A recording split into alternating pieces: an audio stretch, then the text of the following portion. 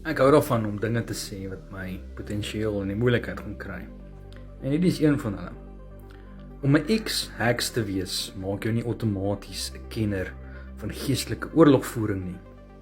Om 'n ex-satanis te wees, maak jou nie ewe skielik 'n kenner van die geesteswêreld nie. Jou persoonlike ervarings, hoe intens ook al dit mag gewees het, dra nie dieselfde gesag as die skrif en die Heilige Gees nie. Om terug te kom na Jesus, na 'n verlore seisoen is mooi en dit wys daar is genade, maar dit maak jou insigte nie outomaties beter as die van ander gelowiges nie. Dit gee jou ook nie 'n soort geestelike rang of status wat mense verplig om jou raad blindelings te volg nie.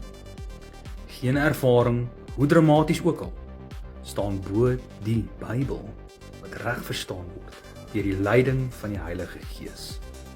Ons persoonlike stories kan kragtig wees as getuienis, maar hulle vervang nooit die finale gesag van die woord van God nie. Die Bybel bly die toetssteen, die Heilige Gees bly die onderwyser, en Jesus Christus bly die enigste koning. So kom ons bly nederig, kom ons bly by die Bybel en kom ons bly afhanklik van hom alleen.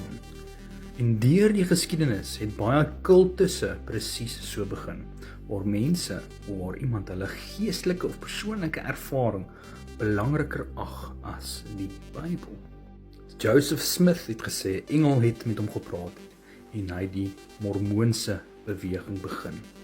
Jim Jones het gesê, hy het 'n spesiale roeping van God en meer as 900 mense verloor hulle lewens. David Koresh het gesê, hy alleen verstaan Openbaring reg. En Waco het in vlamme opgegaan. Elke keer dieselfde patroon, ervaring bo die Bybel, openbaring bo die skrif, mens bo Christus. En dit eindig altyd in misleiding, beheer en vernietiging. Self die apostel Paulus, met sy dramatiese bekering, met sy ontmoeting met Jesus, met al sy openbarings, het nie onmiddellik begin bedien nie. Hy het nie onmiddellik mense begin leer nie.